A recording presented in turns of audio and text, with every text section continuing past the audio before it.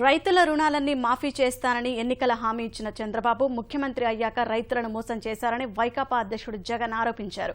డ్వాక్రా రుణాలు మాఫీ చేస్తామని చెప్పి మాట తప్పారన్నారు. విజయవాడలో నిర్వహించిన రాష్ట్ర స్థాయి సమావేశంలో పాల్గొన్న జగన్ తాజా రాజకీయ పరిస్థితులపై చర్చించారు. పార్టీ నేతలకు దిశానిర్దేశం చేశారు.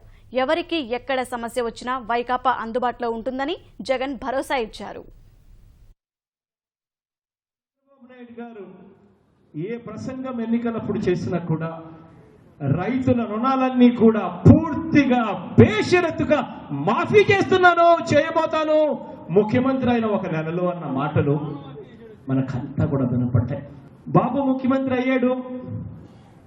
ఎన్నికల్లో మాటిచ్చిన ప్రజలకు మాత్రం వెన్నుపోటు పొడుపు మాత్రం మిగిలింది.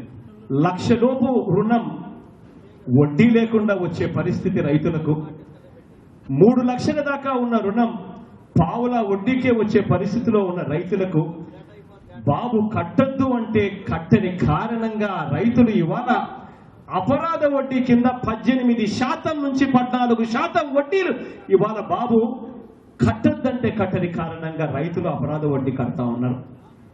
ఈ 2 ఏళ్లలో 87,000 కోట్ల రూపాయలు రైతు రుణాల మీద రైతులు వడ్డీ రూపేణా ఈ 2 ఏళ్లలో 25,000 కోట్ల రూపాయలు రైతులు వడ్డీల రూపంగా చెల్లిస్తే రైతులకు కనీసం వడ్డీల్లో 3వ వంతు కూడా సరిపోని విధంగా రైతులకు తాను రుణమాఫీ పథకం చేసి అదే రుణమాఫీ అదే పథకం పూర్తిగా రైతులకు రుణమాఫీ అయిపోయింది అని చెప్పి అబద్ధాలు చెప్తూ మోసం చేస్తా ఉన్న పరిస్థితి చూస్తా ఉన్నప్పుడు బాధ అనిపిస్తుంది.